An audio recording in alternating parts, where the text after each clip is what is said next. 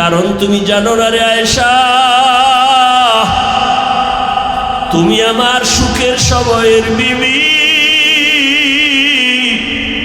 তুমি আমার জীবনের খবর জানো না, জীবনটা আমার কত দুঃখে কেটেছে। এ দুনিয়াতে আসি আমি একদিন আমার বাবাকে বাবা বলে ডাক দিতে পারি নাই রে আয়েশা। আমার বাবার চেহারাটাও দেখতে পারি নাই। আমি এত বড় এতিম। ওই দুঃখের সময় তো তুমি আয়েশা জানো না, ছিলা না আমার জীবনটা কেমন দুঃখে কেটেছে। ও আয়েশা জানো না, আমার 6 বছর বয়সে আমি আমার মাকেও হারায় অসহায় হয়ে গেছি। একটা সন্তান যখন বাবাকে হারায়, মায়ের কাছে আশ্রয় নেয়, মনের ব্যথা বলে। আবার যদি মাকে হারায়, বাবার কাছে আশ্রয় নেয়। ও আয়েশা তুমি জানো না, আমি দুনিয়াতে আসিয়া বাবাকে পাইলাম না, 6 বছরে আমি মা হারা হয়ে গেলাম। আমার তখন মাথার ছায়া ছিল দাদা আব্দুল মুত্তালিব। ওই দাদার পাশে আমি ঘুমাইতাম, মাঝে মাঝে মা মা বলে চিৎকার দিতাম। আমার মায়ের আদর থেকেও আমি বঞ্চিত। 8 বছর বয়সে আমার দাদাকেও আমি হারায় গেলাম। আমার এখন দাদাও নাই। ও আয়েশা, আমার বংশের সবাই আমার দুশ্মন, আপন বলতে কেউ নাই। দাদা চলে গেলেন চাচা আবু তালিবের হাতে রেখে। ও আয়েশা, ওই সময় আমার থাকার মতো ভালো জায়গা নাই, জীবনটা আমার বড় কষ্টের। সেই সময় আমার 25 বছর বয়সে আমি একজন নারীকে বিবাহের বন্ধনে নিয়েছি। আমার বয়স 25-40 বছরের নারী বিধবা, 2 স্বামী বিদায়ের পরে আমি একাধিক সন্তানের মা হওয়ার পরে আমার ঘরে আরবের রূপবতী গুণবতী এক নারী, ধনী টাকাওয়ালা খাদিজা রাদিয়াল্লাহু আনহা। ও আয়েশা তুমি জানো না, আমার ঘরে আসার পর আমাকে তার জীবনের সব সম্পদ হাদিয়া দিয়ে দিছে। আমি দিনের দাওয়াত দিতে যাইতাম, রাতের গভীর ঘরের কিনারায় এসে সালাম দিতাম, সাথে সাথে দরওয়াজা খুলে যেত। আমি মাঝে মাঝে আশ্চর্য হয়ে যেতাম, প্রশ্ন করতাম, হে খাদিজা আপনি কি ঘুমান না? খাদিজা চোখের পানি ছেড়ে কান্না করতেন, ও মায়ার নবী আপনি বড় এতিম, আপনার বাবা নাই মাও নাই। আমি খাদিজা যদি ঘুমায় যাই, আপনার চারদিকে দুশ্মন, ঘরের দরজায় এসে যদি দাঁড়ায় কষ্ট পান, আল্লাহ আমার উপরে বেজার হয়ে যাবে। এ কারণে আমি বিছানায় পিঠ লাগায় ঘুমাই না, রহমতের নবীর অপেক্ষায় আমি ঘরের দরওয়াজায় অপেক্ষা করি। ও আয়েশা, আমি হেরা পাহাড়ের গুহায় গিয়ে সেখানে আল্লাহর ধ্যানে সময় কাটাইতাম। 1 সপ্তাহ 2 সপ্তাহ পর্যন্ত আসতাম না। 1 সপ্তাহের নাস্তা নিয়ে যাইতাম। যখন আমি আসি না, রাস্তা নাই, সিঁড়ি নাই, এত উঁচু পাহাড়। আমার খাদিজা নিজে মহিলা মানুষ হেঁটে হেঁটে গিয়া পাহাড় বেয়ে উপরে উঠে আমাকে নাস্তার ব্যবস্থা করে দিয়ে আসত। ও আয়েশা, ওই খাদিজার কথা আমার মনে পড়লে চোখের পানি ধরে রাখতে পারি না। আমার বংশের লোকেরা আমাকে 3টা বছর পর্যন্ত শিয়াবে আবু তালিবের মধ্যে গৃহবন্দী করে রাখছে। একটু পানি নাই, খানা নাই। আমি গাছের পাতা চাবায়া চাবায়া পেটের ক্ষুধা নিবারণ করেছি। খাদিজার উপরে কোনো ঝামেলা নাই, কিন্তু খাদিজা আমার মহব্বত ঘর সারিয়া আমার সাথে এসে গাছের পাতা চাবাইয়া চাবাইয়া খেয়ে পেটের ক্ষুধা নিবারণ করেছে। আমার মোহাব্বতে আমার কষ্টকে তিনি ভাগাভাগি করে নিয়েছে। ও আয়েশা, ওই খাদিজার কথা মনে পড়লে আমি চোখের পানি ধরে রাখতে পারি না। যখনই মনে আসে আমার চোখ বেয়ে পানির ফোঁটা পড়ে। তায়েফের ময়দানে গেলাম দাওয়াতের জন্য। তায়েফের বেঈমান কাফির ছোট ছোট বাচ্চাদের লেলিয়ে দিয়েছে। মক্কার পাগল আসে পাথর মেরে তাড়ায় দাও। ওই বাচ্চাগুলো পাথরগুলো বৃষ্টির মতো মারে, আর আমার শরীরে পড়িয়া রক্ত ঝরতে ঝরতে আমার পায়ের জুতা আটকায় গেছে। আমার শরীরে মশা মাছি পড়ে না, হারাম। আমার চোখ বেয়ে পানি পড়ে আর রক্তর ফোঁটা পড়ে। কাফেরের সন্তানেরা পাথর মারে, আমি কিচ্ছু বলি না। জিব্রাইল আমিন এসে বলেন, হে পয়গম্বর, এখন অর্ডার করবেন তায়েফের মানুষগুলো সব ধ্বংস করে দিব। আমি রহমতের নবী জিব্রাইল আমিনকে বলছি, খবরদার তায়েফের মানুষকে মারবা না, ওরা আমাকে চিনে না। যদি ওরা চিনতো, ওরা জানতো আমি ইয়াতীম। ওরা যদি জানতো আমি অসহায়, ওরা যদি জানতো আমি জুলুম করার জন্য আসি নাই, তাহলে ওরা আমাকে মারতো না। একদিন বুঝে আসবে, চিনবে, সেদিন দিনের বড় উপকার হবে। ও এলাকার মুসলমান বাবারা, আল্লাহ তাআলার পয়গম্বর খাদিজাতুল কুবরা রাদিয়াল্লাহু আনহার জন্য এত পরিমাণ কান্না করেছেন।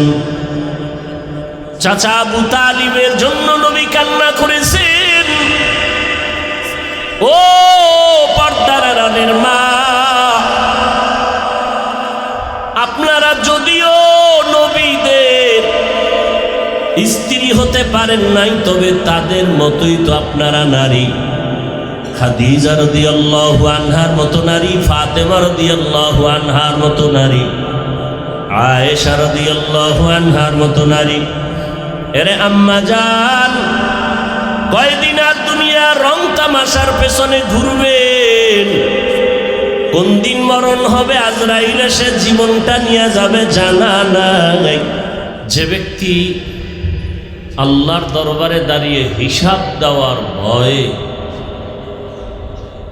দুনিয়াতেই নিজেকে গুনাহ থেকে বাঁচায় রাখবে, ফাইন্নাল জান্নাতা হিয়াল মাওয়া, তার স্থায়ী শান্তির ঠিকানা হবে জান্নাতুল মাওয়া, জান্নাত। এবং সে জান্নাত বিনা হিসাবে পাবে, কোনো হিসাব দিতে হবে না। নবীজি বলেন, তাকিল মাহারিম তাকুন আবাদান নাস, তোমরা আল্লাহর নিষিদ্ধ জিনিস থেকে নিজেকে ফিরায় রাখো, বাঁচায় রাখো। আল্লাহর দরবারে আল্লাহ পাক মর্যাদা বাড়াবেন, মানুষের মাঝেও মর্যাদা বেড়ে যাবে।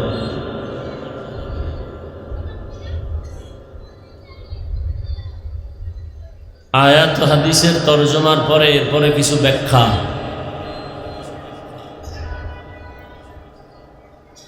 আল্লাহ পাক একটা দিনকে উল্লেখ করে, দিনের দিকে ইশারা করে, একটা অবস্থাকে টার্গেট করে আল্লাহ দুনিয়ার সমস্ত মানুষকে সতর্কবাণী করেছেন এবং সাথে সাথে সুসংবাদ দিয়েছেন। এবং সেই অবস্থাটা তৈরির জন্য এই দুনিয়াটাই তার জায়গা, অন্য কোনো জায়গা নেই। আর দুনিয়া মাজরাতুল আখিরা, আখিরাতের সম্বল সঞ্চয় করার জায়গা এ দুনিয়া। আল্লাহ পাকের দরবারে দাঁড়িয়ে হিসাব দেওয়ার ভয়। যে ব্যক্তি গুনাহ থেকে নিজেকে বাঁচাবে, তাহলে এখান থেকে কি বুঝি? আল্লাহর দরবারে দাঁড়িয়ে ভয় ওই ব্যক্তির যারা গুনাহগার, যারা গুনাহ করে না বা তওবা করে পবিত্র হবে, তাদের কোনো ভয় নাই। ভয় তাদের জন্য যারা গুনাহগার, আল্লাহ তাদেরকে বলেন, আমার আদালতে দাঁড়িয়ে হিসাব দেওয়ার ভয়ে গুনাহ ছেড়ে দাও,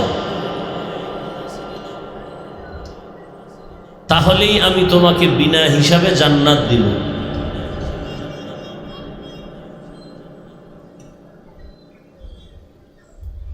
দুনিয়াতে গুনাহ কি জিনিস সেটা বোঝার জন্য আলাদা কোনো বয়ানের প্রয়োজন হয় না। কোনটা ভালো, কোনটা মন্দ, কোনটা জায়েজ, কোনটা না জায়েজ, কোনটা বৈধ, কোনটা অবৈধ, মোটামুটি আমরা অনেকটাই ওয়াকিফাল জানি। মিথ্যা বলা গুনাহ, গালি দেওয়া গুনাহ, গীবত করা গুনাহ, চুরি করা, ডাকাতি করা, মদ পান করা, জুলুম করা, নাচ দেখা, গান শোনা, গান দেখা, মা বাবার সাথে বেয়াদবি, কাউকে কষ্ট দেওয়া হাতের দ্বারা, জবানের কথার দ্বারা, চোখের ইশারার দ্বারা, অন্তরের কল্পনার দ্বারা, সবগুলো গুনাহের কাজ, সবগুলো হারাম না। আমরা তো এগুলো করি, নামাজও পড়ি, মিথ্যা বলি, নামাজ পড়ি, ওয়াদা খেলাফ করি, নামাজ পড়ি, গীবত করি। এই গুনাহগুলো আমাদের মধ্যে আছে। আল্লাহ বলেন, এই গুনাহ থেকে নিজেকে ফিরাও। বললেই ফিরানো যাবে না, অন্তরের মধ্যে একটা ভয় তোমাকে ঢুকাতে হবে। কিসের ভয়? আল্লাহর আদালতের ভয়। আল্লাহর আদালতের ভয়টা কেন? বলে আল্লাহর আদালত হবে বড় ভয়ঙ্কর। এই ভয়টাকে বিভিন্ন শব্দে কোরআনে বলা হয়েছে। যেমন তাকওয়া মানিও ভয়, খাশিয়াতুন মানিও ভয়, খাউফুন মানিও ভয়। ইন্নামা ইয়াখশাল্লাহা মিন ইবাদিহিল উলামা। আল্লাহর বান্দা বান্দীদের মধ্যে যারা উলামা, তারা আল্লাহকে বেশি ভয় করবেন। ইয়া আইয়ুহাল্লাযীনা আমানুত্তাকুল্লাহা হাক্কা তুকাতিহ। মুমিন, তুমি আল্লাহকে ভয় করো হক আদায় করে ভয় করার মতো। ইয়া আইয়ুহান নাবিয়্যুত্তাকিল্লাহ ওয়া লা তুতি'ল কাফিরিনা ওয়াল মুনাফিকিন। হে নবী, আপনি আমি আল্লাহকে ভয় করেন। বারবার বারবার ভয়ের কথা কোরআনের শুরুতেও আল্লাহ বলেন ভয় করো, শেষেও বলেন ভয় করো। যালিকাল কিতাবু লা রাইবা ফীহি হুদাল লিল মুত্তাকিন।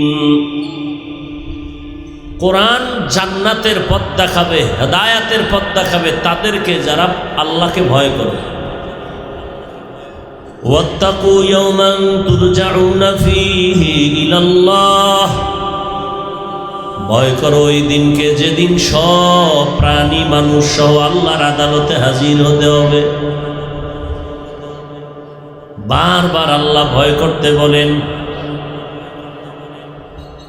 মহিলাদেরকেও আল্লাহ বলেন, কোন মহিলা? ইয়া নিসা আন-নাবিয়্যি লাস্তুন্না কাআহাদিন মিনান নিসা ইন ইত্তাকাইতুন্না ফালা তাখদা'না বিল কওল ফায়াতমা'আল্লাযী ফী কলবিহি মারাদ ওয়া কুলনা কওলাম মা'রুফা। এই নবীর স্ত্রীগণ, আল্লাহর ভয় যদি অন্তরে থাকে তাহলে কথার মধ্যে মিষ্টি লাগায় কথা বলবা না। ডাইরেক্ট নবীর স্ত্রীদেরকে বললেন, ইনডাইরেক্ট সমস্ত নারীদেরকেই বলা হল। বারবার আল্লাহ বলেন আমাকে ভয় করো। মুমিনকে বলেন আমাকে ভয় করো। আরো আশ্চর্যের বিষয় হলো যে রসুলের কোনো গুনাহ নাই। আমাদের নবীর কোনো গুনাহ আছে? এক কথায় কোনো নবীর কোনো গুনাহ নাই। সব নবীরা মাসুম, বেগুনাহ, নিষ্পাপ। সব আম্বিয়া কেরাম নিষ্পাপ, মাসুম। আর সমস্ত সাহাবায়ে কেরাম মাহফুজ, আল্লাহর সংরক্ষণের পর্দায় আটকানো। অতএব আম্বিয়ায়ে কেরামদের বিরুদ্ধে কোনো কলম ধরা যাবে না। ঠিক তেমনি ভাবে আল্লাহ রসুলের হাতে গড়া সাহাবায়ে কেরামদের বিরুদ্ধে কোনো কলম ধরা যাবে না। নবীরা গুনাহ করেন নাই, সাহাবায়ে কেরাম দুই একটা করে থাকলেও আল্লাহ ক্ষমার ঘোষণা দিয়া হেফাজতের প্যাকেট করে ফেলেছেন। তারা পবিত্র, তারা জান্নাতি। রাদিয়াল্লাহু আনহুম ওয়া রাদু আন যালিকা লিমান খাশিয়া রাব্বাহ। জমিনের মধ্যে যারা উলামা তারা আল্লাহকে ভয় করবেন, অন্যরাও করবে, তবে আলেমরা বেশি করবে। নবী যে নবীর গুনাহ নাই, যে নবীর জন্য আমার আল্লাহ নিজে আশেক। মূসা নবী আল্লাহর বন্ধু, ঈসা নবী আল্লাহর বন্ধু, ইব্রাহিম আদম আল্লাহর বন্ধু, সব নবী রসুল আল্লাহর বন্ধু। আপনার আমার নবীও আল্লাহর বন্ধু। তবে ব্যবধান হলো সব নবী রসুল আমার আল্লাহ তাআলার আশিক, আর আমার আল্লাহ নিজে হলেন মুহাম্মদের আশিক। ব্যবধান আছে না নাই? সব নবী রসুল আল্লাহর আশিক। আল্লাহ কার আশিক? রাহমাতুল লিল আলামিনের আশিক। সেই নবীকে আল্লাহ তো আলাদা করে বানাইছেন।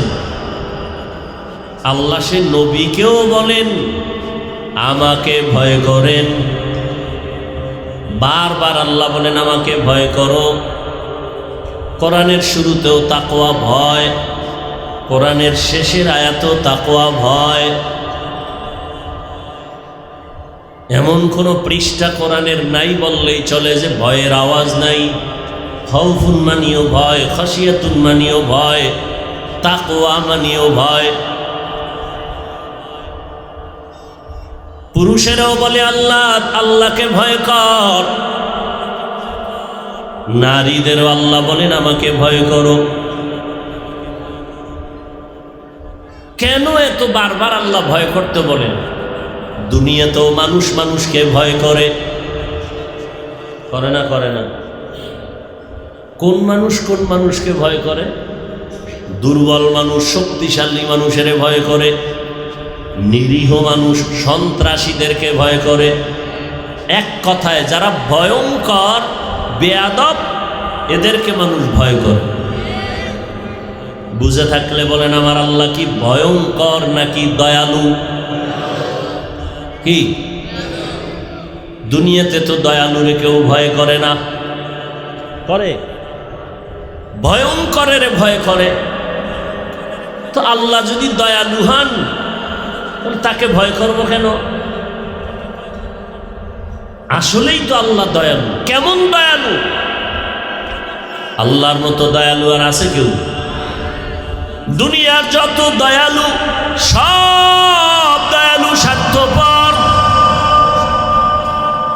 দুইজন মানুষ খুঁজে বের করেছিলাম এদের কোনো স্বার্থ নাই, কিন্তু সোনার বাংলায় তাকায় দেখি এরাও স্বার্থপর। কয়জন? একজন মা আর একজন বাবা। বাংলাদেশে তাকায় দেখলাম স্বার্থের আঘাতে মা বাবাও সন্তানকে হত্যা করে। আছে না নাই? স্বার্থের আঘাতে সন্তান মা বাবাকে হত্যা করে, স্বার্থের টানে স্ত্রী স্বামীকে হত্যা করে, স্বামী স্ত্রীকে হত্যা করে। দুনিয়ার মানুষ মানুষকে দয়া করে, মাঝে মাঝে করে, মাঝে মাঝে করে না। আংশিক করে, মনের মতো করে না। করার পরে আবার খোঁটা দেয়। আর আমার আল্লাহ এমন দয়ালু, বান্দাকে নিঃস্বার্থভাবে দয়া করেন। সীমাহীন দয়া, আংশিক না পরিপূর্ণ, চাওয়ার আগে এবং দয়া করার পর আমার আল্লাহ কোনো খোঁটাও দেন না। আল্লাহর দয়া কেমন? দুনিয়াওয়ালারা দয়ার দরজা মাঝে মাঝে খুলে, মাঝে মাঝে খুলে না। আর আমার মালিক সব সময় দরজা খুলে রাখছেন। সমুদ্রের মাঝে গিয়া যদি তুমি ডাক দাও আল্লাহ, আল্লাহ বলেন সেখানেও আমি হাজির। আমার দয়ার দরজায় যদি কাফের আমার কাছে কিছু চায় আমি তাকেও দেই। আমি আল্লাহ কারো কম দেই না। আমার দয়া কাফেরও নেয়, বিধর্মীয় নেয়, মুমিনেও নেয়। আমি স্বার্থপর না। এ কারণে যেই গাছের ফল মুমিন খাওয়ার স্বাধীনতা আছে, ওই গাছের ফল বেঈমানেও খাওয়ার স্বাধীনতা আছে। মুমিন যেই নদীর মাছ খায় বেঈমানেরাও খায়, বাধা নাই। কেন? আমি আল্লাহ এত বড় দয়ার মালিক। যদি স্বার্থপর হইতাম, যারা আমার দেওয়া সূর্যের আলো, চাঁদের আলো, পানি, বাতাস, জমিনের ফসল, গাছের ফল খাইয়া আমি আল্লাহ মানে না, নামাজ নাই, রোজা নাই, তেলাওয়াত নাই, আমি আল্লাহ যদি স্বার্থপর হইতাম আমি ঘুমের ঘরে ওদের মেরে ফেলতাম। আমি স্বার্থপর না, যে কারণে আমি ওদের মারি না, বরং বারবার ডাক দেই। ফজরের সময় ডাক দিলাম, আসসালাতু খায়রুম মিনান নাওম। ঘুমের চেয়ে নামাজ ভালো। আর তুমি ঘুমাইও না, ঠিকমতো পড়িলে নামাজ জান্নাত তোমার ঠিকানা। আমার প্রাণের ভাই বোনেরা, জলদি করে উঠে যাও, ওযু করে তাড়াতাড়ি নামাজ পড়তে লেগে যাও। আহা নবী বেনামাজির শাফাআত করিবেন না, ঠিকমতো পড়িলে নামাজ জান্নাত তোমার ঠিকানা। আমার প্রাণের ভাই বোনেরা, জলদি করে উঠে যাও, ওযু করে তাড়াতাড়ি নামাজ পড়তে লেগে যাও। আহা নবী বেনামাজির শাফাআত করিবেন না, ঠিকমতো পড়িলে নামাজ জান্নাত তোমার ঠিকানা। ঘুমের চেয়ে নামাজ ভালো, আর তুমি ঘুমাইও না, ঠিকমতো পড়িলে নামাজ জান্নাত তোমার ঠিকানা।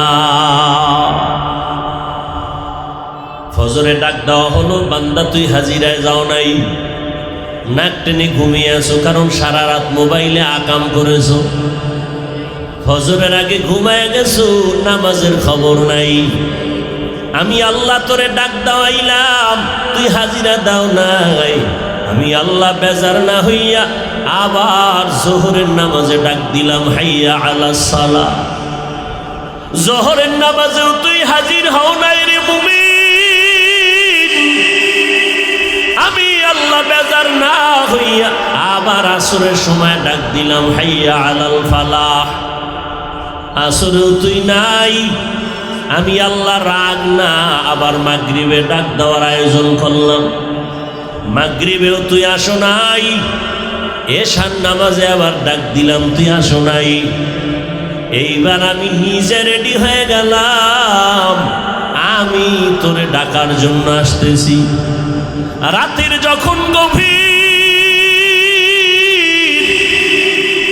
দুনিয়ার সব ঘুমন্ত নীরব, গাছের পাখিরাও ঘুমায়, নদীর মাছও ঘুমায়, কোনো আওয়াজ নাই। ঘরের মানুষও সব ঘুমায়, জমিন সব নিস্তব্ধ, আসমানও ঠান্ডা, জমিন ঠান্ডা, একটা কোনো আওয়াজ নাই। মানুষ ঘুমে বিভোর হয়ে আছে। ওই সময় আমি আল্লাহ ঘুমাই না, লা তাখুযুহু সিনাতু ওয়ালা নাওম। আমি আল্লাহ আমার আদরের গোলামদেরকে ডাকার জন্য আমি আল্লাহ প্রথম আসমানে হাজির হয়ে গেল। অতিও গভীর হয় রজনী যখন, নীরবে প্রভুর নাম জপিও তখন। প্রভুর করুণা যদি পাইবারে চাও, গভীর রাতে উঠে প্রভুর গুণগান গাও। আল্লাহ কোথায় আছেন?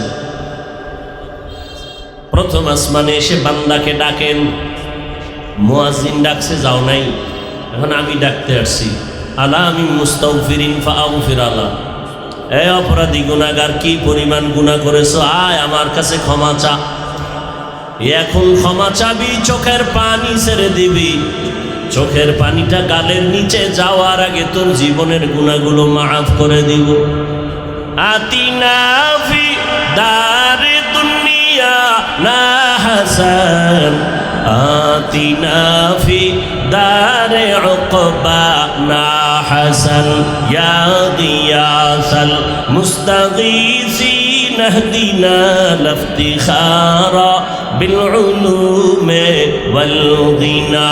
হর ঘড়ি দেনে কো তু তৈয়ার হ্যায়, जो न मांगे उससे तू बेजार है।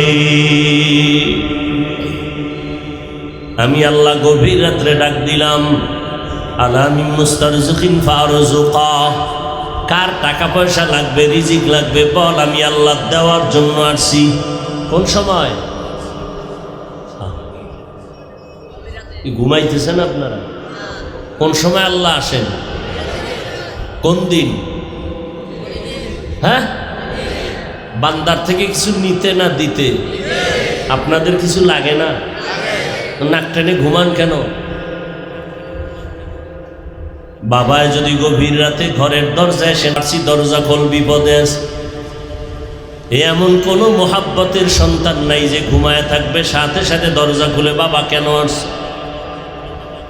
ছাত্রের দরওয়াজার কিনারায় গভীর রাতে যদি কোনো শিক্ষক এসে নক দেয়, ও আমার কলিজার ছাত্র, বাবা আমি ঘুমাই নাই, তোমার কাছে আসছি জরুরত। এমন কোনো মোহাব্বতের ছাত্র নাই যে ঘুমায় থাকবে, বরং দরজা খুলে বলবে, হযরত কেন আসছেন?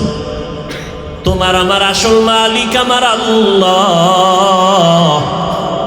রাতের গভীরে বান্দাকে ডাকেন, বান্দা টাকা লাগলে বল, বাড়ি লাগবে বল, গাড়ি লাগবে বল, জীবনে কি প্রয়োজন বল। রহমতের নবী বলেন, একটা জুতার ফিতাও যদি ছিঁড়ে যায় আমার আল্লাহর কাছে বলো, আমার আল্লাহ কুদরতের দরজা খুলে দিবি। রহমতের নবীর থেকে দামি আর কেউ আছে? সেই নবীর কোনো প্রয়োজন হলে কার কাছে চাইতেন? নবী যদি আল্লাহর কাছে চাইতে পারেন, আপনি কেন চান না? নবী বলেন, ইজা সাআলতা ফাসআলিল্লাহ ওয়া ইজা ইসতাআনতা ফাসতাইন বিল্লাহ। কিছু যদি চাইতে হয় আমার আল্লাহর কাছে চাও, দুনিয়ার কারো কাছে চাইবা না, কারণ দুনিয়ার সবাই ফকির, আমার আল্লাহ হলেন ধনী। আমার আল্লাহ কি? আমার আল্লাহ শুধু ধনী না, আমার আল্লাহ প্রশংসিত ধনী। দুনিয়ার ধনীদের বদনাম আছে, আমার আল্লাহর বদনাম আছে। ইয়া আইয়ুহান নাস আনতুমুল ফুকারাউ ইলাল্লাহ ওয়াল্লাহু হুয়াল গনিয়্যুল হামিদ।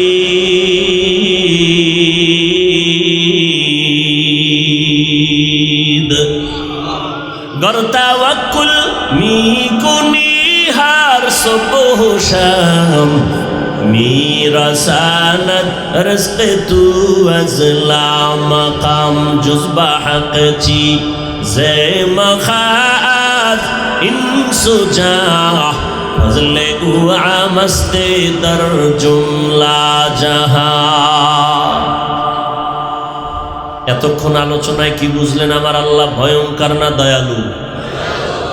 দয়ালুরে কেউ ভয় করে না, ভয়ঙ্করের ভয় করে।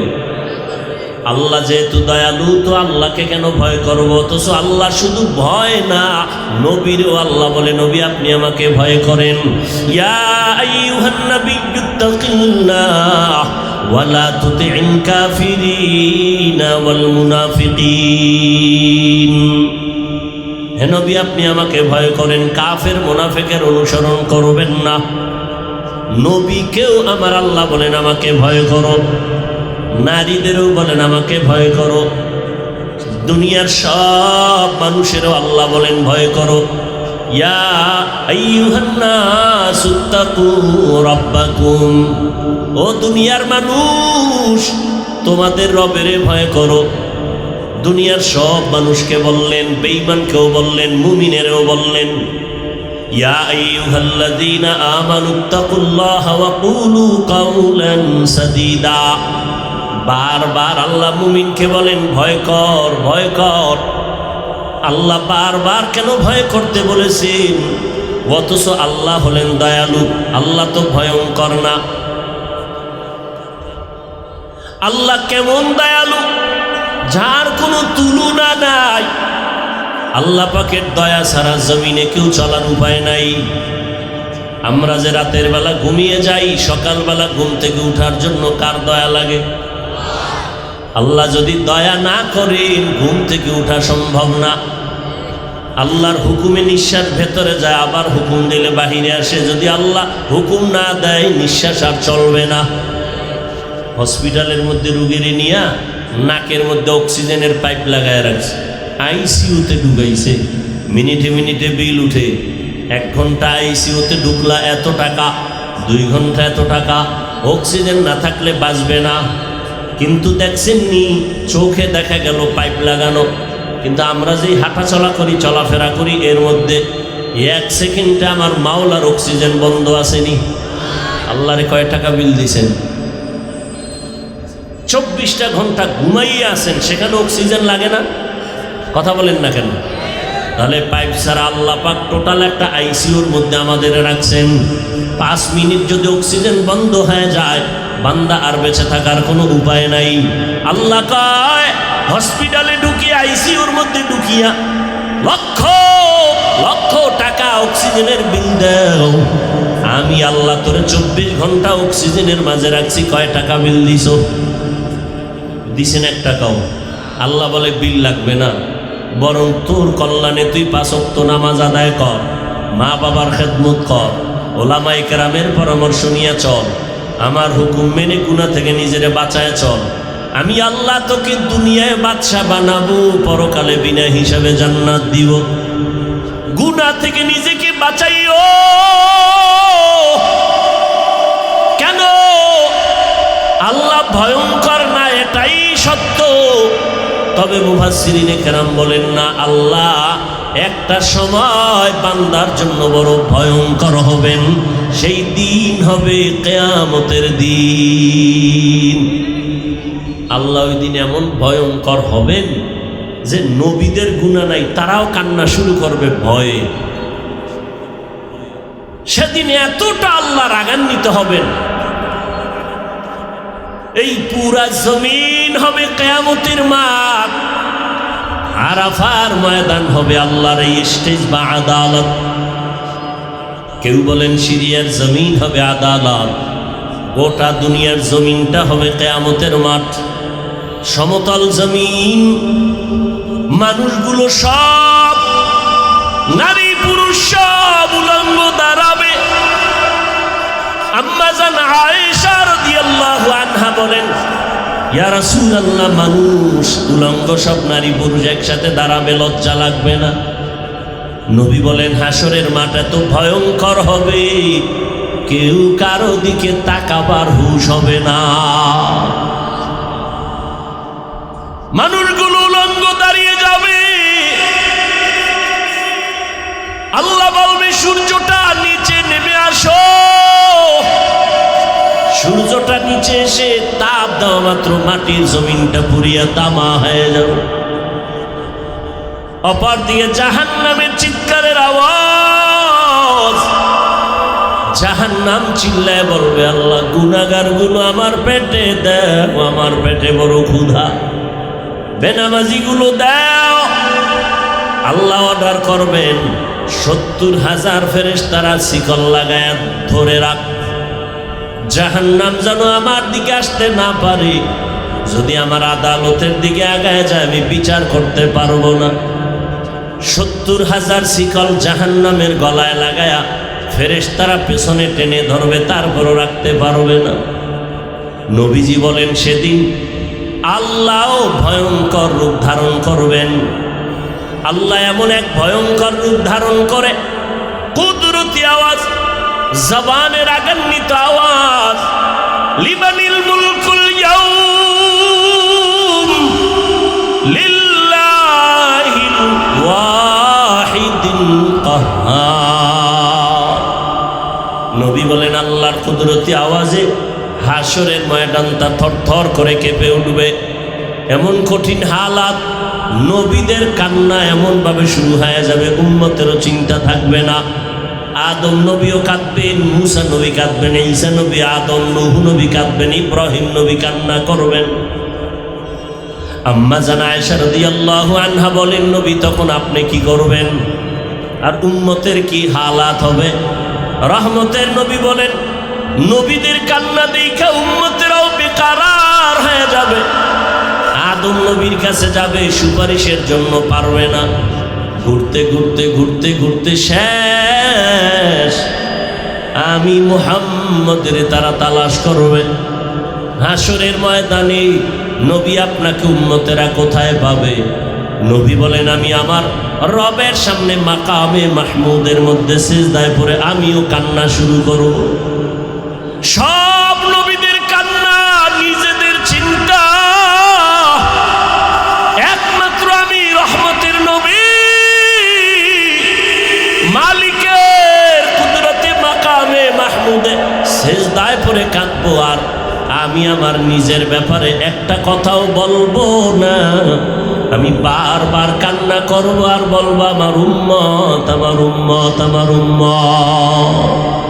তুকু যাও সুন্নতি আহমদ কুজা বা মুহাম্মদ কৈবুয়ত নিসবত তোরা মান আহাব্বা সুন্নতি কৌলে রসুল মজদায়ে কানা মাই হাম কুন কবুল। আল্লাহ ভয়ঙ্কর হবেন হাসরের ময়দানে। ইনসাফের বিচার আলায় আল্লাহ ভয়ঙ্কর রূপ ধারণ করবেন। আল্লাহ যখন ভয়ঙ্কর রূপ ধারণ করে আওয়াজ দিবেন, হাসরের ময়দানটা থরথর করে কেঁপে উঠবে। কেউ কথা বলার সাহস পাবে না। ওই দিনটা বড় কঠিন। আম্মা জান আয়েশা রাদিয়াল্লাহু আনহা বলেন, আমি আয়েশা তো নবীর ঘরে 9 বছর বয়সে আমি আসছি। আমার যখন 18 বছর হয়, রহমতের নবী জমিন থেকে বিদায় নিয়ে গেলেন। আমি প্রায় সময় তাকায় দেখতাম, মায়ার নবী আমার হুজরায় বসে গুনগুন করে মাঝে মাঝে কান্না করত। আমি ভয় পেয়ে যাইতাম, আমার মায়ার নবী কেন কাঁদে? মনে হয় আল্লাহ বেজার হয়ে গেল আমার উপর, আমি বোধহয় কোনো বেয়াদবি করেছি। আম্মা জান আয়েশা বলেন, মাঝে মাঝে আমি রহমতের নবীর কাছে গিয়ে আদবের সাথে বলতাম, নবী আপনি কেন কাঁদেন? আমি আয়েশা কোনো বেয়াদবি করেছি নাকি? নবী বলেন, ও আয়েশা তুমি বেয়াদবি করবা কেন? তুমি যে আমার ঘরে আসছো আমার সিদ্ধান্তে না, আমার রবের প্রস্তাবে তুমি আমার ঘরে চলে আসছো। তুমি আয়েশা বেয়াদবি করবা কেন? ও পর্দার আড়ালের আম্মা জানেরা, বোনেরা, ও আমার কলিজার যুবক, পর্দার আড়ালের মা বোন ও বৃদ্ধ বাবাজি, রহমতের নবী কাঁদেন। আম্মা জান আয়েশা রাদিয়াল্লাহু আনহা বলেন, রহমতের নবী বলেন, ও আয়েশা আমার কান্নার কারণ, মাঝে মাঝে আমার কান্না আসে, আমি চোখের পানি ধরে রাখতে পারি না রে আয়েশা। দুইটা কথা আমার যখন মনে উঠে তখন আমার চোখের পানি পড়তে থাকে, আমি আমার চোখের পানি ধরে রাখতে পারি না। আমি গুনগুন করে কান্না করি। এই একটা বিষয় যখন আমার মনে পড়ে, আমি অঝোর দ্বারায় কান্না করি। কারণ তুমি জানো না রে আয়েশা, তুমি আমার সুখের সময়ের বিবি, তুমি আমার জীবনের খবর জানো না, জীবনটা আমার কত দুঃখে কেটেছে। এ দুনিয়াতে আসি আমি একদিন আমার বাবাকে বাবা বলে ডাক দিতে পারি নাই রে আয়েশা। আমার বাবার চেহারাটাও দেখতে পারি নাই। আমি এত বড় এতিম। ওই দুঃখের সময় তো তুমি আয়েশা জানো না, ছিলা না আমার জীবনটা কেমন দুঃখে কেটেছে। ও আয়েশা জানো না, আমার 6 বছর বয়সে আমি আমার মাকেও হারায় অসহায় হয়ে গেছি। একটা সন্তান যখন বাবাকে হারায়, মায়ের কাছে আশ্রয় নেয়, মনের ব্যথা বলে। আবার যদি মাকে হারায়, বাবার কাছে আশ্রয় নেয়। ও আয়েশা তুমি জানো না, আমি দুনিয়াতে আসিয়া বাবাকে পাইলাম না, 6 বছরে আমি মা হারা হয়ে গেলাম। আমার তখন মাথার ছায়া ছিল দাদা আব্দুল মুত্তালিব। ওই দাদার পাশে আমি ঘুমাইতাম, মাঝে মাঝে মা মা বলে চিৎকার দিতাম। আমার মায়ের আদর থেকেও আমি বঞ্চিত। 8 বছর বয়সে আমার দাদাকেও আমি হারায় গেলাম। আমার এখন দাদাও নাই। ও আয়েশা,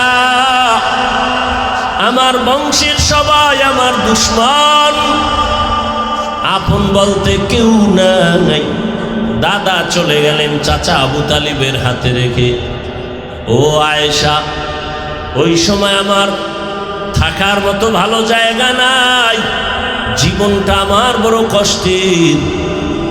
সেই সময় আমার 25 বছর বয়সে আমি একজন নারীকে বিবাহের বন্ধনে নিয়েছি। আমার বয়স 25-40 বছরের নারী বিধবা, 2 স্বামী বিদায়ের পরে আমি একাধিক সন্তানের মা হওয়ার পরে আমার ঘরে আরবের রূপবতী গুণবতী এক নারী, ধনী টাকাওয়ালা খাদিজা রাদিয়াল্লাহু আনহা। ও আয়েশা তুমি জানো না, আমার ঘরে আসার পর আমাকে তার জীবনের সব সম্পদ হাদিয়া দিয়ে দিছে। আমি দিনের দাওয়াত দিতে যাইতাম, রাতের গভীর ঘরের কিনারায় এসে সালাম দিতাম, সাথে সাথে দরওয়াজা খুলে যেত। আমি মাঝে মাঝে আশ্চর্য হয়ে যেতাম, প্রশ্ন করতাম, হে খাদিজা আপনি কি ঘুমান না? খাদিজা চোখের পানি ছেড়ে কান্না করতেন, ও মায়ার নবী আপনি বড় এতিম, আপনার বাবা নাই মাও নাই। আমি খাদিজা যদি ঘুমায় যাই, আপনার চারদিকে দুশ্মন, ঘরের দরজায় এসে যদি দাঁড়ায় কষ্ট পান, আল্লাহ আমার উপরে বেজার হয়ে যাবে। এ কারণে আমি বিছানায় পিঠ লাগায় ঘুমাই না, রহমতের নবীর অপেক্ষায় আমি ঘরের দরওয়াজায় অপেক্ষা করি। ও আয়েশা, আমি হেরা পাহাড়ের গুহায় গিয়ে সেখানে আল্লাহর ধ্যানে সময় কাটাইতাম। 1 সপ্তাহ 2 সপ্তাহ পর্যন্ত আসতাম না। 1 সপ্তাহের নাস্তা নিয়ে যাইতাম। যখন আমি আসি না, রাস্তা নাই, সিঁড়ি নাই, এত উঁচু পাহাড়। আমার খাদিজা নিজে মহিলা মানুষ, হেঁটে হেঁটে গিয়া পাহাড় বেয়ে উপরে উঠে আমাকে নাস্তার ব্যবস্থা করে দিয়ে আসতো। ও আয়েশা, ওই খাদিজার কথা আমার মনে পড়লে চোখের পানি ধরে রাখতে পারি না। আমার বংশের লোকেরা আমাকে 3টা বছর পর্যন্ত শিয়াবে আবু তালিবের মধ্যে গৃহবন্দী করে রাখছে। একটু পানি নাই, খানা নাই। আমি গাছের পাতা চাবায়া চাবায়া পেটের ক্ষুধা নিবারণ করেছি। খাদিজার উপরে কোনো ঝামেলা নাই, কিন্তু খাদিজা আমার মহব্বত ঘর সারিয়া আমার সাথে এসে গাছের পাতা চাবাইয়া চাবাইয়া খেয়ে পেটের ক্ষুধা নিবারণ করেছে। আমার মহব্বতে আমার কষ্টকে তিনি ভাগাভাগি করে নিয়েছে। ও আয়েশা, ওই খাদিজার কথা মনে পড়লে আমি চোখের পানি ধরে রাখতে পারি না। যখনই মনে আসে আমার চোখ বেয়ে পানির ফোঁটা পড়ে। তায়েফের ময়দানে গেলাম দাওয়াতের জন্য। তায়েফের বেঈমান কাফির ছোট ছোট বাচ্চাদের লেলিয়ে দিয়েছে, মক্কার পাগল আসছে, পাথর মেরে তাড়ায় দাও। ওই বাচ্চাগুলো পাথরগুলো বৃষ্টির মতো মারে, আর আমার শরীরে পড়িয়া রক্ত ঝরতে ঝরতে আমার পায়ের জুতা আটকায় গেছে। আমার শরীরে মশা মাছি পড়ে না, হারাম। আমার চোখ বেয়ে পানি পড়ে আর রক্তর ফোঁটা পড়ে। কাফেরের সন্তানেরা পাথর মারে, আমি কিচ্ছু বলি না। জিব্রাইল আমিন এসে বলেন, হে পয়গম্বর, এখন অর্ডার করবেন তায়েফের মানুষগুলো সব ধ্বংস করে দিব। আমি রহমতের নবী জিব্রাইল আমিনকে বলছি, খবরদার তায়েফের মানুষকে মারবা না, ওরা আমাকে চিনে না। যদি ওরা চিনতো, ওরা জানতো আমি ইয়তীম। ওরা যদি জানতো আমি অসহায়, ওরা যদি জানতো আমি জুলুম করার জন্য আসি নাই, তাহলে ওরা আমাকে মারতো না। একদিন বুঝে আসবে, চিনবে, সেদিন দিনের বড় উপকার হবে। ও এলাকার মুসলমান বাবারা, আল্লাহ তাআলার পয়গম্বর খাদিজাতুল কুবরা রাদিয়াল্লাহু আনহার জন্য এত পরিমাণ কান্না করেছেন। চাচা আবু তালিবের জন্য নবী কান্না করেছেন। ও পর্দার আড়ালের মা, আপনারা যদিও নবীদের স্ত্রী হতে পারেন নাই, তবে তাদের মতোই তো আপনারা নারী। খাদিজা রাদিয়াল্লাহু আনহার মতো নারী, ফাতেমা রাদিয়াল্লাহু আনহার মতো নারী, আয়েশা রাদিয়াল্লাহু আনহার মতো নারী। এরে আম্মা জান, কয়দিন আর দুনিয়ার রং তামাশার পেছনে ঘুরবেন? কোন দিন মরণ হবে, আজরাইল এসে জীবনটা নিয়ে যাবে জানা নাই। কয়েক মাস আগের কথা, বিদেশ থেকে টাকার বস্তা নিয়ে বাংলাদেশে আসছে, পরিবারে বেড়ায় আনন্দ করে আবার যাবে। এয়ারপোর্টে তার পরিবারের সবাই হাজির। গাড়িতে উঠিয়া বাড়ির দিকে রওয়ানা। বাড়ির কাছাকাছি যাওয়া মাত্র হঠাৎ ড্রাইভার গাড়িটা পানির মধ্যে ফেলে দিল। জাগায় মহিলা সন্তান অনেক মরে গেল। ওই বিদেশি বান্দা এখনো মরে নাই। মিডিয়ার সামনে চোখের পানি ছেড়ে কান্না করে। জীবনে মানুষ বিবাহ করে, খেয়ে না খেয়ে পরিবার নিয়ে থাকার একটা আনন্দ আছে, আমি তাও পাই নাই। টাকার তাগিদে বিদেশ চলে গেলাম। আজ আমি টাকা অলংকার নিয়ে আসছি, কিন্তু আমি বাড়ি যাওয়ার আগে আমার কপাল কেন এত খারাপ। বাড়ির কাছাকাছি এসে আমার নিজের হাতের উপরে কলিজার সন্তানটা মরে গেল, আমার স্ত্রীও মরে গেল। আমি এখন ঘরে যাইয়া কি করব? কে আমাকে আনন্দ দিবে? আমার কলিজার সন্তানটাও চলে গেল, আমার বিবিও নাই। ও টেকনাফের মা বোনেরা, কয়দিন, দুনিয়াটা কিছুই না। এখনো সময় আছে, তওবা করেন। আল্লাহর মোহাব্বত নিয়া 5 ওয়াক্ত নামাজ পড়েন। আপনার মতো কত মা এখনো আছে বেপরদায় চলে না, মোবাইলে সময় নষ্ট করে না, নামাজ ছাড়ে না। এরে আম্মা জানেরা, দুনিয়াতে আল্লাহ সন্তান দান করেছেন। একটা সন্তানকে আপনার খাঁটি আদর্শবান বানায় যান। ডাক্তার, ইঞ্জিনিয়ার, প্রফেসর বানাবেন, বাধা নাই। সন্তানটাকে আদবওয়ালা, আদর্শওয়ালা, নবীর আশেক বানায় যান। ডাক্তার হইয়াও যদি বান্দা কোরআন পড়নেওয়ালা হয়, জীবনটা ধন্য। ও আমার যুবক বাবা, কয়দিন দুনিয়ার এই বাহাদুরি, চোখের সামনে লাশ আর লাশ। এমন কোনো দিন নাই পানির নিচে, গাড়ির নিচে যুবকের লাশ নাই, ঘুমের বিছানায় লাশ নাই। কয়দিন আর বাঁচবা? এখনো কি তওবা করে দিনের পথে আসবা না? মনে আশা পূরণ করার জন্য কত গুনার পেছনে দৌড়াইলা, নামাজ ছাড়লা, দাড়ি কাটলা, বেপরদায় চললা, মা বাবার সাথে কত বেয়াদবি করেছো। এখনো সময় আছে, তওবা করো। তোমার মতো কত যুবক জেনারেল লাইনে থাকিয়াও নামাজ ছাড়ে না, মা বাবার কথা শুনে চলে, ওলামায়ে কেরামের শ্রদ্ধা করে চলে। তুমি ডাক্তার হও, ইঞ্জিনিয়ার হও, প্রফেসর হও, তবে বেয়াদব হইও না, মা বাবার দোয়া নিয়ে চলিও। কারণ আল্লাহর কসম, মা বাবার চোখের পানি আর দোয়া ছাড়া জীবনে কোনো সন্তানের সফলতার দরজা খুলবে না। তুমি জানো না যে মা বাবার কত কষ্ট আর মেহনত, যে কারণে তুমি আজকে মানুষ। ওই মা বাবার চোখের পানি আর দোয়ার কারণে তুমি টাকার মালিক, বাড়ি গাড়ির মালিক, সম্মানের মালিক। আজকে অনেকের মা দুনিয়ায় নাই। ওই মা বাবা তোমার আমার জন্য এত চোখের পানি ফেলেছেন, ওই মা বাবার জন্য তুমি কি এক ফোঁটা চোখের পানি ফেলে দোয়া করতে পারো না? রহমতের নবী চোখের পানি ফেলে দোয়া করেন, মা বাবার জন্য কান্না করেন। রহমতের নবীও যদি কাঁদেন, তোমার আমার কপাল কেন খারাপ যে চোখে পানি আসবে না রে বাবা। চোখের পানি ছাড়া দুনিয়ার সফলতা নাই, আখিরাতেরও সফলতা আসবে না। আল্লাহ তাআলা বলেন, আমার আদালত বড় ভয়ঙ্কর।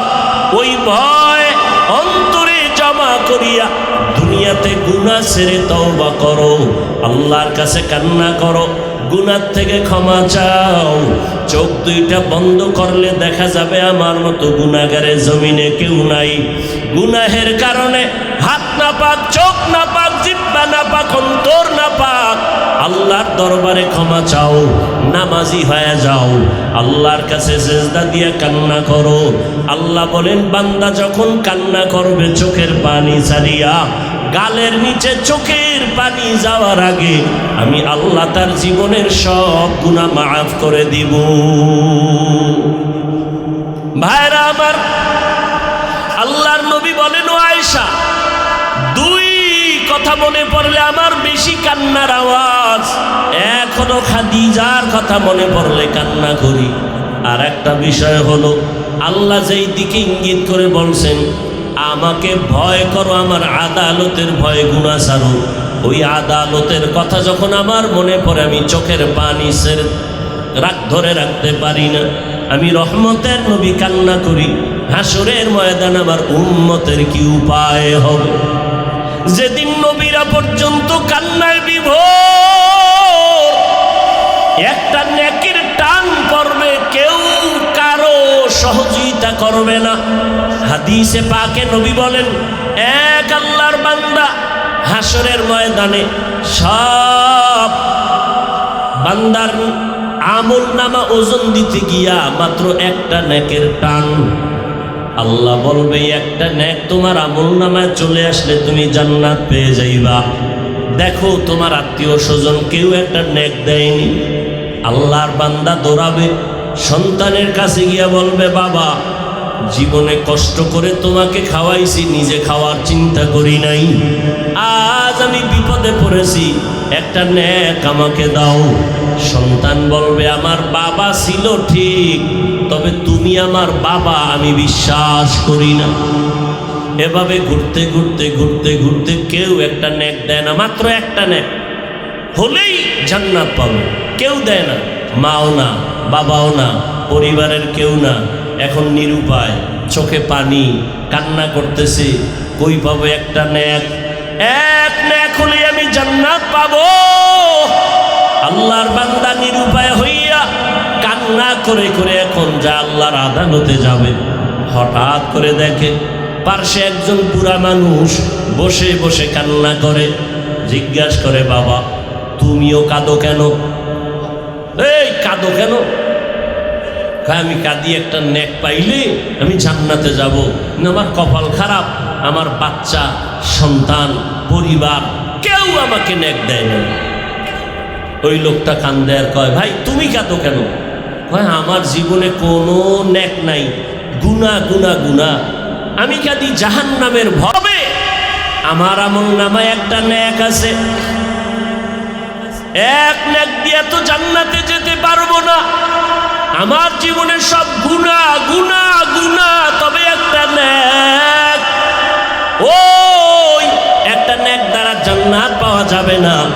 তবে তুমি যেহেতু একটা নেকের অভাবে বসে আছো, আমি তোমাকে সেই একটা নেক দিতে চাই, অন্তত তুমি জান্নাতে যাও।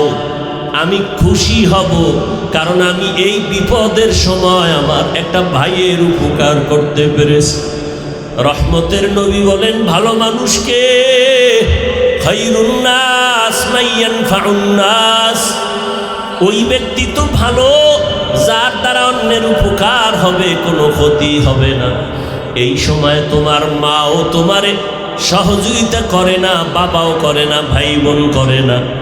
আমি যেহেতু একটা নেকের দ্বারা জান্নাত পাবো না, আমার সব গুনাহ গুনাহ গুনাহ, তবে আমি একটা নেক যেহেতু আমার আছে, তোমারও একটা নেকের বড় অভাব, আমি আল্লাহর মহাব্বতে ওই নেকটা তোমাকে দিয়ে দিলাম।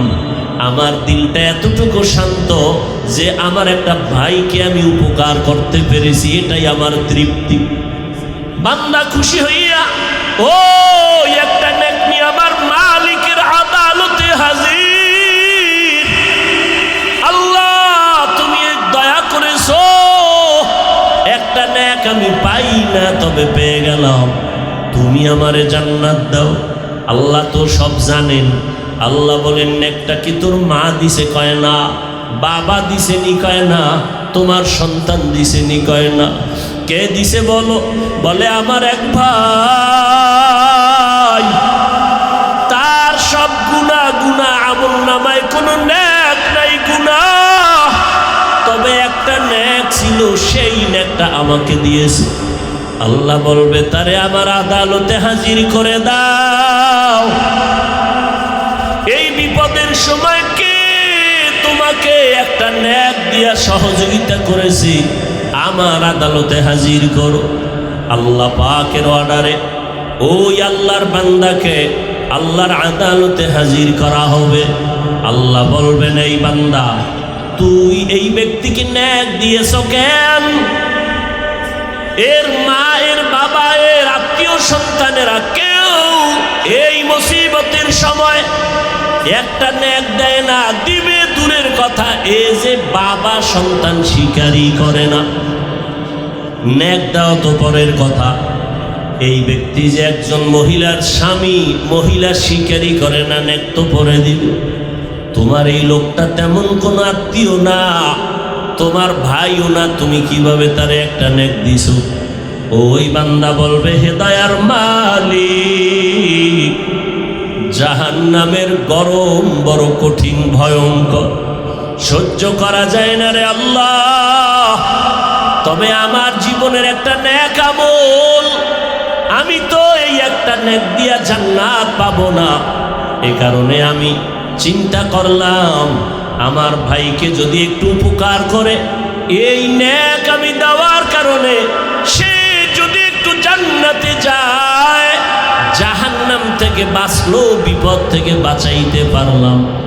আমার একটা নেকের দ্বারা আমার একটা ভাই যদি বিপদ থেকে বেঁচে যায়, আমার এটা তৃপ্তি, আর কিছু না, একটু সহযোগিতা করলাম।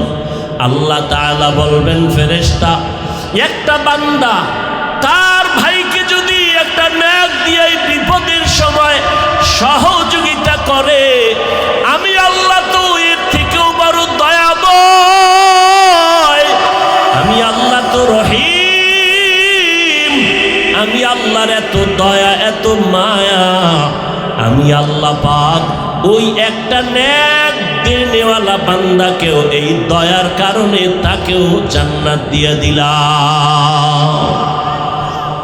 আতিনা ফি দারে দুনিয়া না হাসান, আতিনা ফি দারে উকবা না হাসান, ইয়া গিয়াসাল মুস্তাগীসিন اهدিনা লাফতিখারা বিল উলুমে ওয়াল গিনা, হর গরি দে নে কো তু তৈয়ার है, जो न मांगे उससे तू बेजार है।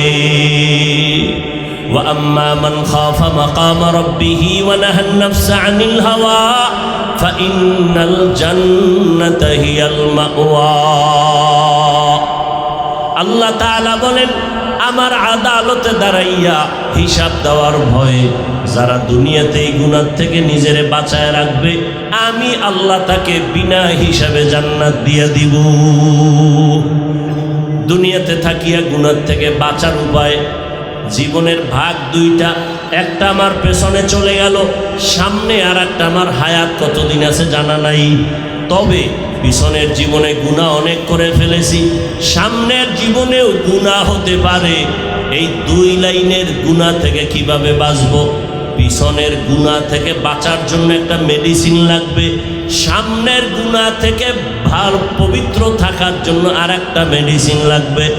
পিছনের যেই মেডিসিনটা গুনাহ করে ফেলেছি, হাতের গুনাহ, চোখের গুনাহ, জবানের গুনাহ, অন্তরের গুনাহ, এইভাবে যত গুনাহ করে ফেলেছি, আল্লাহর হক নষ্ট করে, বান্দার হক নষ্ট করে, যত অন্যায় করেছি, পেছনের গুনাহ থেকে পবিত্রতা অর্জনের জন্য একটা মেডিসিনের প্রয়োজন।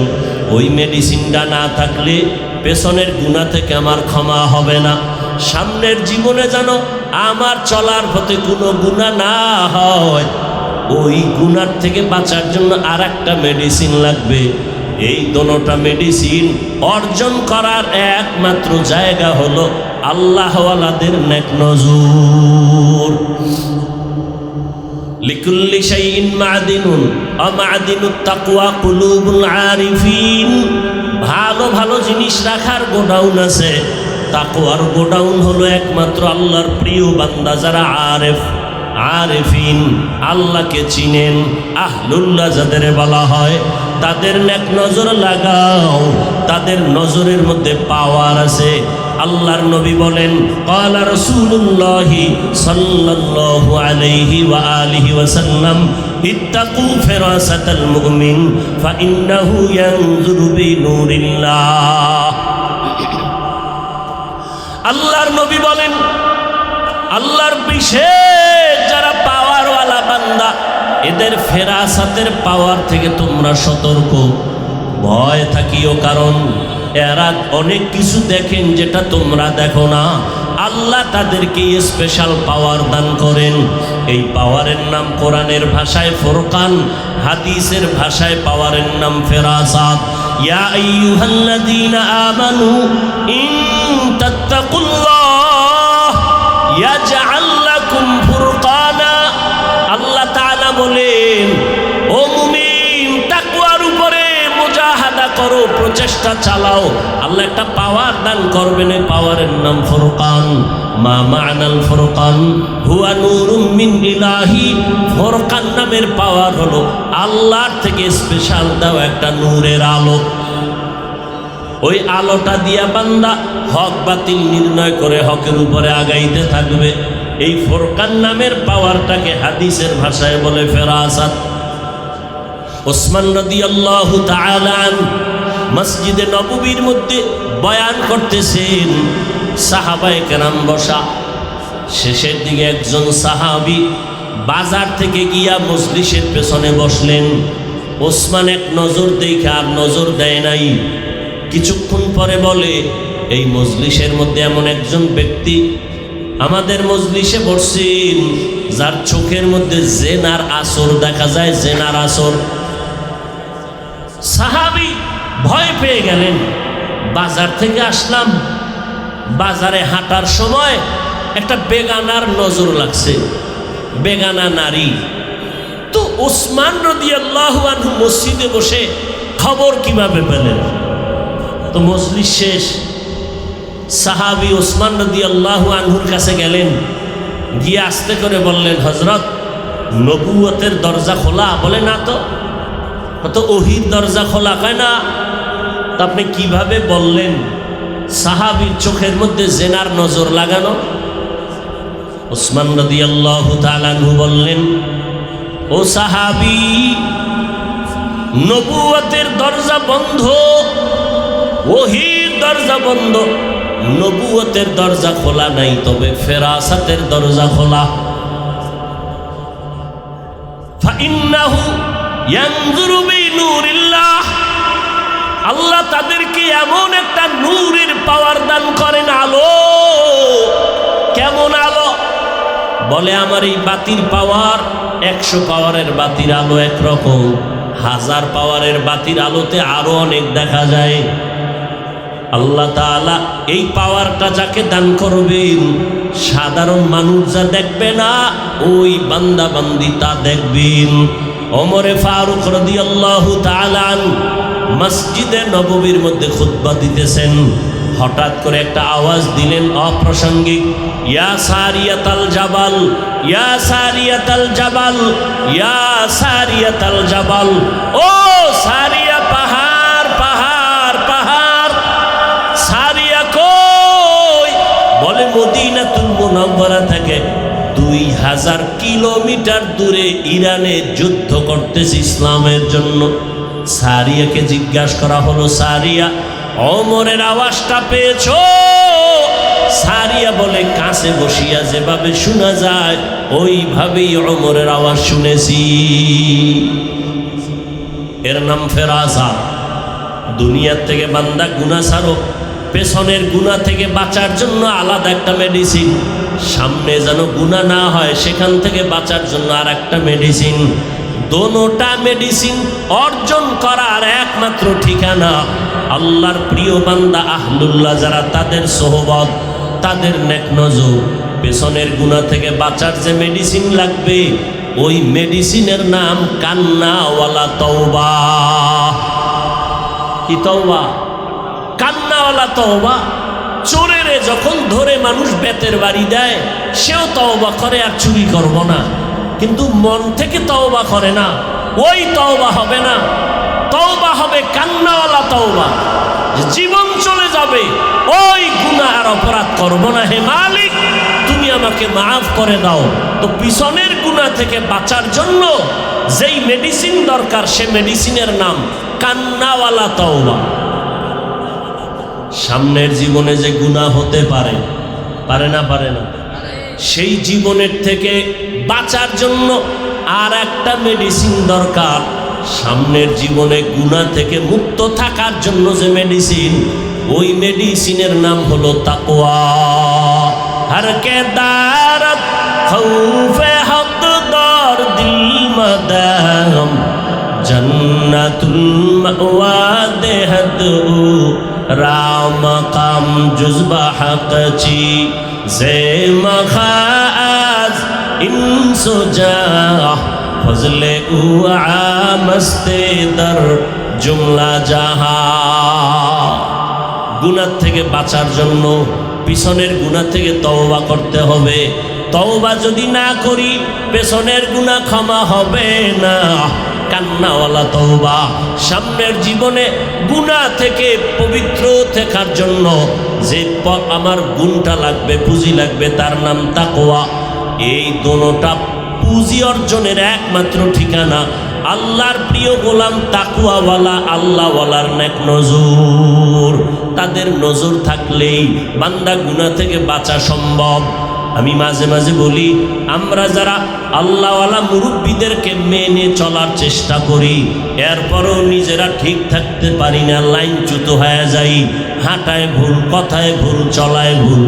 আর যারা কোনো আল্লাহওয়ালাকে মুরব্বী হিসাবে মেনে চলে না, এদের দুনিয়াও বরবাদ, আখিরাতও বরবাদ।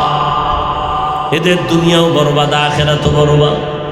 এর নবীর উম্মত, আল্লাহর ভয় বড় দামি এক সম্পদ। জমিনের একজন বড় রাষ্ট্র পরিচালনা করেন, আপনারা সবাই তার নাম জানেন, বাদশাহ হারুন রশিদ। নাম শুনছেন কোনোদিন? তার স্ত্রীর নাম কি জানেন? কেউ জানেন? জুবায়দা খাতুন।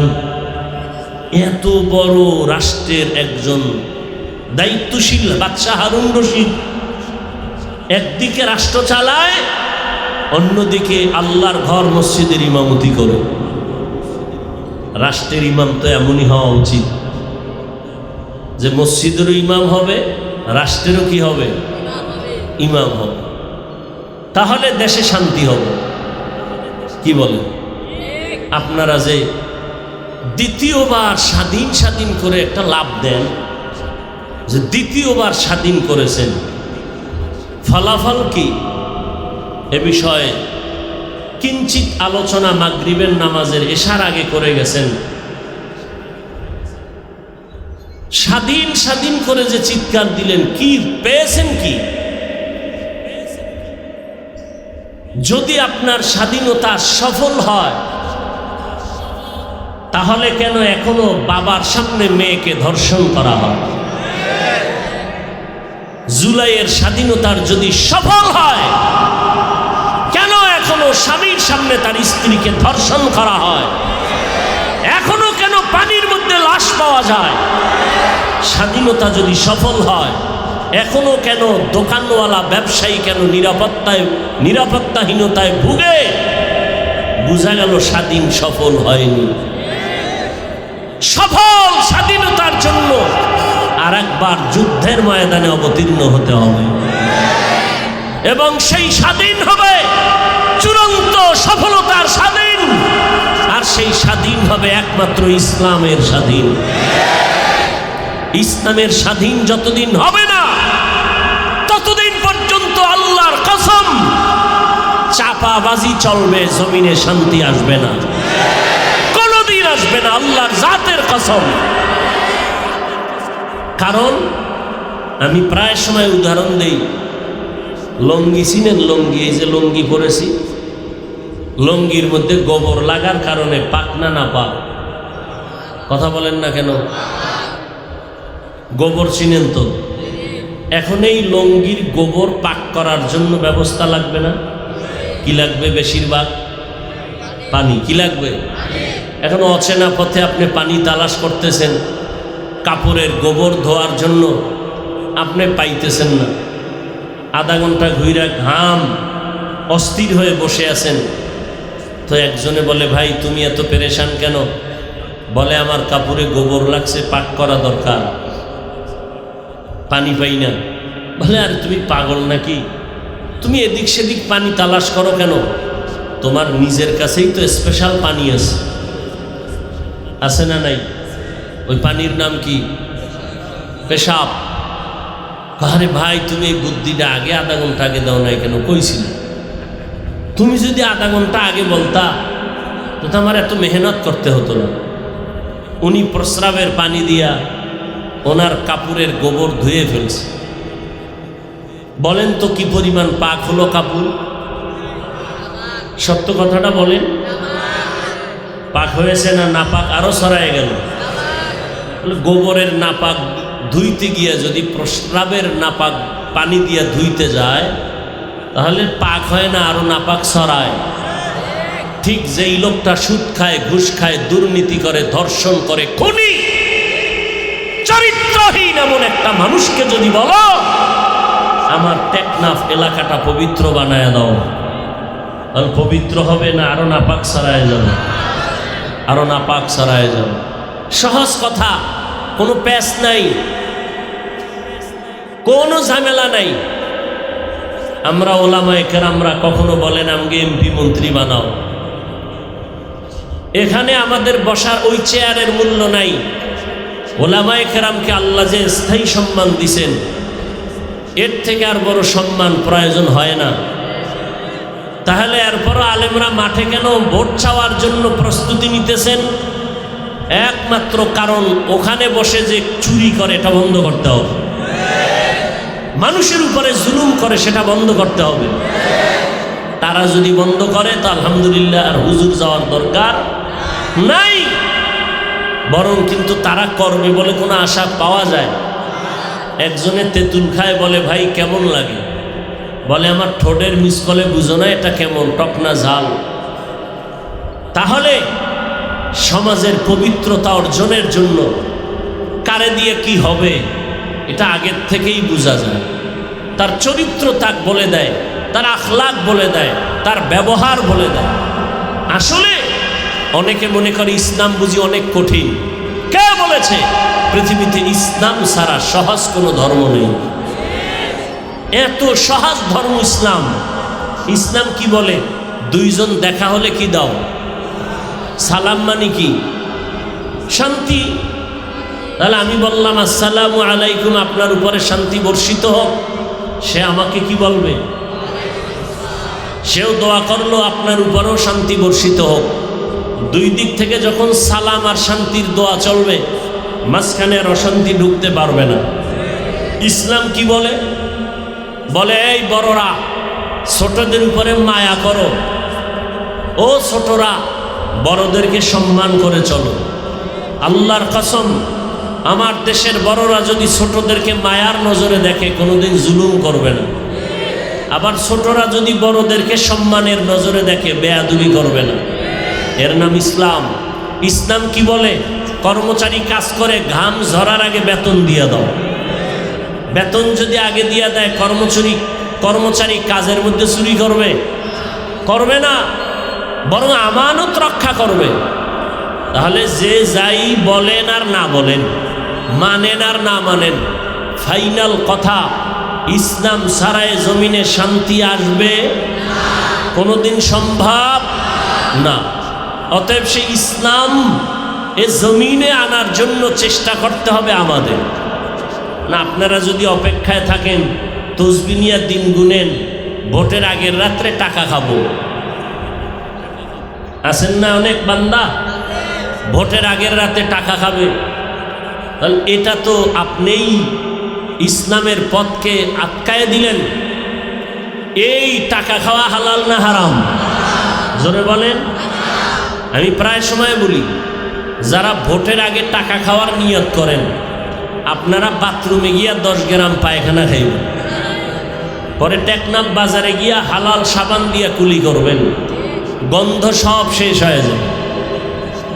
কিন্তু যদি আপনারা এই ভোটের আগে টাকা নেন আর ওই টাকা আপনি ভক্ষণ করেন, আপনার রক্ত কষ্ট না পাক, ওই টাকা আপনার সন্তান পরিবার খাবে, ওদের রক্ত কষ্ট না পাক, আমি বলবো আপনি বাপ নামের কলঙ্ক, আপনার স্বামী নামের কলঙ্ক। এজন্য ইসলাম সবাই চায়। চায় না কারা? যারা চোর দুর্নীতিবাজ, এরা ইসলাম চায় না। চিন্তা করে ইসলাম আসলে আমাদের চুরি বন্ধ হয়ে যাবে, দুর্নীতি বন্ধ হয়ে যাবে। এরা ইসলাম চায় না। এই যে প্যান্ডেলটা বয়ান চলতেছে, এইটা কি ওয়াজের প্যান্ডেল না রাজনীতির প্যান্ডেল? ওয়াজ মাহফিল। তাহলে এই প্যান্ডেলে রাজনীতির নেতার নাম থাকে কেন? বিভিন্ন জায়গায় তারা বক্তব্য দিয়ে ভোট চায় কেন? তাতে কোনো দোষ নাই। আমরা আল্লাহর কোরআন রসুলের হাদিস দিয়া দেশ নিয়ে কথা বললে এটা দোষ। একজনে বলছে না, আপনার বেলায় কুরু কুরু, আমরা বললে মাকরু। 20 বছর ডাউলের পানি খেয়ে মাদ্রাসায় পড়েছি, 24টা ঘন্টা পড়েছি কি কোরআন হাদিস, কোরআন হাদিস, কোরআন, এর বাইরে কিছু না। কয়টা নক্তা আছে, জের আছে, জবর আছে, অক্ষর আছে, শব্দ আছে, বাক্য আছে। কয়টা নামাজের আয়াত কতটা, রোজার আয়াত আছে কতটা, পরিবার নীতির আয়াত কতটা, অর্থনীতির আয়াত কতটা, সমাজনীতির আয়াত কত, বিধান কি, মাসআলা কি, ফতোয়া কি, সব পড়লাম। আর এখন যদি কোনো সুদখোর এসে বলে হুজুর বয়ানটা এই সিস্টেমে করেন, তাহলে ওর কানের পর্দা গরম করে দিতে হয় না? যে কোরআন হাদিস পড়লাম 20 বছর আর বয়ান শিখতে হবে সুদখোর থেকে। এই সমস্যাগুলো কেন? শিয়ালের হাতে মুরগি আমানত। শিয়ালের হাতে মুরগি রাখলে কয়দিন আমানত থাকবে?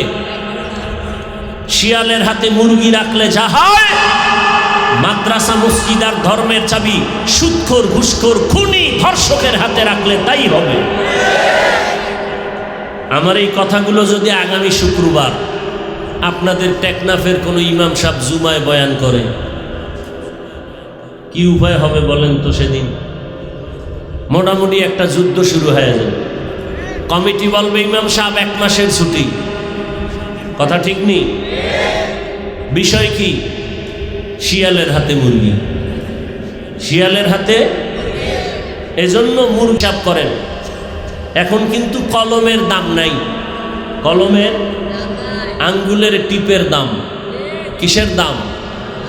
এই জন্যই আঙ্গুলের টিপটার মূল্য আছে না নাই? অতএব আপনি যদি আদর্শবান মানুষ হয়ে থাকেন, এই টিপটা দেওয়ার আগে এই হাতটাকে জমজম পানি দিয়ে ধুইবেন, আর ভাববেন এই টিপটা এমন কোনো ব্যক্তিকে দিব না যে আমার টিপের পাওয়ার পায় আমার বোনের উপরে হামলা করবে। আমার আঙ্গুলের টিপ এমন জায়গায় দিব না যে আমার এই আঙ্গুলের টিপের পাওয়ারের ব্যবসার উপরে আগুন লাগায় দিবে। টিপ দেওয়ার আগে ভাবতে থাকেন এমন জায়গায় টিপ দিব যে টিপের পাওয়ারের মাধ্যমে আমার দেশ শান্ত হবে, জনগণ শান্তিতে থাকবে, ইসলাম নিরাপদ থাকবে, মাদ্রাসা মসজিদ আলেম ওলামারা নিরাপদ থাকবে। আল্লাহ বুঝার তৌফিক দান করেন। রাগ করলেন আপনারা? বলে ধর্মের মধ্যে রাজনীতির মধ্যে ইসলাম টানবেন না। আপনাকে কে বলল ধর্ম আর রাজনীতি আর ইসলাম আলাদা? এই কথা আপনাকে কে বলল? আমাদের রাজনীতি ইসলাম, আমাদের অর্থনীতি মানে ইসলাম। ইসলামের বাইরে অর্থনীতি নাই, ইসলামের বাইরে সমাজনীতি নাই, ইসলামের বাইরে রাষ্ট্রনীতি নাই। সব কিছুর মাঝে আমাদের ইসলাম। কেমন মিলানো? আমি বলি সূর্যের সাথে আলো যেমন মিলানো, ফুলের সাথে ঘ্রাণ যেমন মিলানো, ফুল থেকে ঘ্রাণ সরিয়ে গেলে যেমন ফুল থাকে না, রাজনীতির থেকে ইসলাম আলাদা হলে ওটা রাজনীতি থাকে না, দুর্নীতি আর পেটনীতি হয়ে যায়। হ্যাঁ, আপনি রাজনীতি করেন না সেটা ভিন্ন। আমি বর্তমানে ইসলামী রাজনীতির কোনো দায়িত্বে নাই। তার মানে কি আল্লাহর কোরআনে যা আছে তার বিরোধিতা করব? এখানে বহু আল্লাহর বান্দা নামাজ পড়েন না ঠিক মতো, তার মানে কি আপনি নামাজ বিরোধিতা করেন? না, নামাজ না পড়া এক জিনিস, নামাজের বিরোধিতা করা আর এক জিনিস। যে নামাজ পড়ে না সে মুমিন, অন্তরে আগ্রহ আছে পড়বে, আর যে নামাজ পছন্দ করে না সে বেঈমান। যে দাড়ি রাখে না সে মুমিন, যে দাড়ি পছন্দ করে না সে বেঈমান। যে পর্দা করে না সে মুমিন, যে পর্দা পছন্দ করে না সে বেঈমান। যে ইসলামের রাজনীতি করে না ঠিক কিন্তু মুমিন, করবে, মনে আগ্রহ আছে, কিন্তু যে ইসলামী রাজনীতির বিরোধিতা করবে সে বেঈমান। আল্লাহ বুঝার তৌফিক দান করেন। আল্লাহ আমাকেও হেদায়াত দান করেন, আপনাদেরকেও হেদায়াত দান করেন। ভাইরা আমার, 2 দিনের মাহফিলের মূল বরকত কোথায়? দোয়া।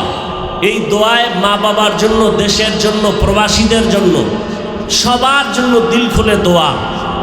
প্রতি বছর আমি এখানে আসি আপনাদের দোয়া নিতে, বিশেষ করে আমার হজরতের দোয়া করবেন, আখিরি মোনাজাত দিবেন। 2 দিনের শেষ দোয়া করে সবাই যাব।